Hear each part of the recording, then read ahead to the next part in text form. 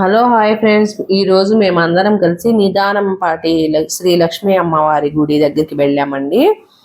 అడియొప్పల్ అన్నమాట. నేను first time చూస్తున్నానండి. అక్కడ అవి అమ్మవారికి బలి ఇవ్వడానికి మేకపోతులండి. సుమారు అయితే అసలు అక్కడ నేను చూసిందే ఒక 200 వరకు తీసుకెళ్ళారండి మా కళ్ళ ముందు. అలా అనుకుంటే ఇంకా ఎన్ని పొట్టేళ్ళని అమ్మవారికి బలిస్తున్నారో చూడండి. పొంగళ్ళు అయితే ప్రతి వాళ్ళు పెట్టుకుంటున్నారండి. మా అమ్మ చిన్న మొక్కు చేసుకుందంట ఒకసారి, అంటే వేరే వాళ్ళతో వెళ్ళినప్పుడు అక్కడ గుడి చుట్టూ తిరిగి ఏదో మొక్కుకుంటే అది అయిందంట. ఫస్ట్ టైం అక్కడికి వెళ్ళామండి పాలు పొంగించడానికి. ఇంకా పాలు పొంగిచ్చే ప్రిపరేషన్ స్టార్ట్ అయిందనమాట. అంటే పొంగలి పెట్టుకుంటున్నాము.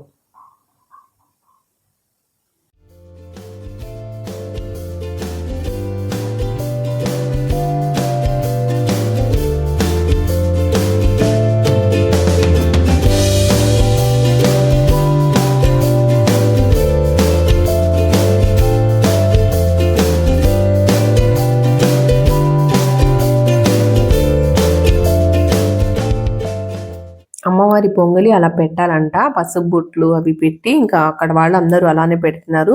నేనైతే మేమే అనుకున్నాను, అంటే మేము ముస్లిమ్స్ కదా, మేమేమో పొంగలి పెడుతుంది అనుకున్నాము. అక్కడ చాలా మంది ముస్లిమ్స్, అంటే మతాలకు అతీతంగా చాలా మంది ఉన్నారండి అక్కడ అమ్మవారిని మొక్కుకొని పెట్టేవాళ్ళు. మా పక్కన వాళ్ళైతే ముస్లిమ్స్, వాళ్ళు ఏదో మొక్కుకుంటే అయిందంట. వాళ్ళైతే 2 పోటీలు తీసుకొని వచ్చి అక్కడ అమ్మవారికి బలి ఇచ్చి మొక్కు తీర్చుకోవడానికి అయితే వచ్చేసారు.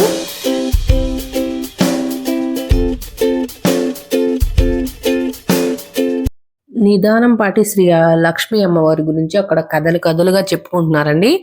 నాకైతే ఏదన్నా తెలుసుకోవాలని భలే ఇంట్రెస్ట్. ఇంకా అక్కడ వాళ్ళని అడిగాను. ఒక మూవీ కూడా తీశారన్నారు, అదే ఆహుతి మూవీ అంట. నేనైతే నిన్న ఇంటికి వచ్చేసిన తర్వాత ఆ మూవీ చూశాను. అసలు ఆ పాప పడిన కష్టాలు చూసి, అసలు ఆ మూవీలో చెప్పింది చూస్తే నాకైతే అసలు అంత చిన్న పాపకి ఇన్ని కష్టాలు అంటూ వచ్చి బాగా ఏడుపు వచ్చేసిందండి. చిన్న పాప అంట, లేక లేక పుట్టిందన్నమాట. ఒక 4 అన్నదమ్ముల్లో ఆ పాపకి 11th కొన్ని శాపాల వల్ల 11th ఇయర్లోనే గర్భం దాల్చిందంట. అది కూడా ఆవు పంచకం స్వీకరించడం వల్ల. ఆ పాప ఆ రోజు శివ పూజ చేసేదంట. ఇంకా ఆవు పంచకంలో ఎలా వచ్చిందో ఎలానో అమ్మాయి రజస్వల కూడా కాలేదంట పాపం. 11th ఇయర్ కదా చిన్న పాప. ఇంకా గర్భం దాల్చేటప్పటికి ఆ ఇంకా లోకులు కాకులు అన్నట్టు ఆ రోజుల్లో కూడా ఇది నిజంగా జరిగిన స్టోరీ కదా. అంటే మన వెనకటి రోజుల్లో మనం తాత ముత్తాతలకి తెలిసే ఉంటది. ఇంకా ఊరి జనం మొత్తం ఆ పాపని వాళ్ళ ఫ్యామిలీని అసలు బతకనివ్వలేదంట. అంత టార్చర్ పెట్టారంట పాపం. ఇంకా వాళ్ళ అమ్మా నాన్న ఆత్మహత్య చేసుకున్నారంట. వాళ్ళ అన్నయ్యలు వదినలు ఇంకా చెప్పుడు మాటలు విని ఆ పాపని పత్తి కట్టె మీద తీసుకువెళ్ళి కాల్చి వేశారంట బతికుండంగానే.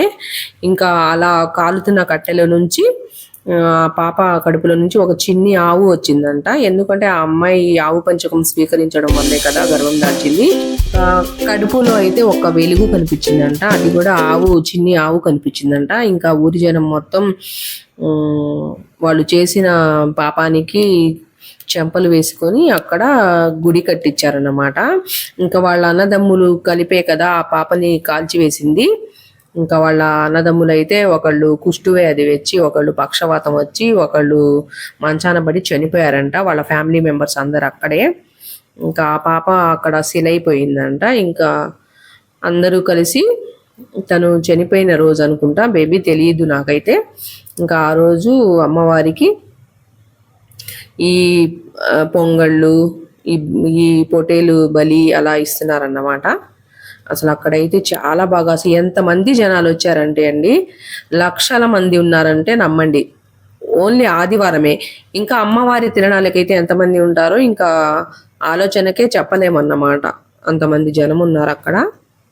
ఇలాంటి పెద్ద పెద్ద పుణ్యక్షేత్రాలు చూడవలసినవండి. అందరూ చూడాలి.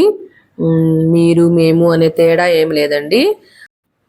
జాతర రోజు అయితే అసలు ఇంకా ఈ మామూలు టైంలోనే సుమారు రోజుకి ఒక 1000 పొటేళ్ళు అలా కోస్తారంట. ఇంకా జాతర అప్పుడైతే కొన్ని లక్షల పొటేళ్ళు అయితే అక్కడ అమ్మవారికి బలి ఇస్తారంట. ఇంకా పొంగళ్ళు అయితే చెప్పలేమండి, ప్రతి వాళ్ళు పొయ్యి పెట్టి పొంగలి పెడుతున్నారు అక్కడ.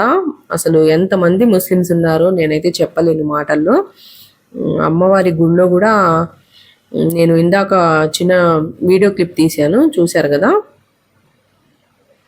చాలా అంటే చాలా బాగుందండి గుడి ఆవరణ అవి మొత్తం, అసలు చాలా ప్లేస్ ఉంది. నాకైతే చూస్తే చాలా హ్యాపీ అనిపించిందండి. మీరు కూడా ఒకసారి వెళ్ళి చూడండి. అడివప్పల నిదానంపాటి శ్రీ లక్ష్మీ అమ్మవారు మంచి మహిమ గల అమ్మవారు అంటండి.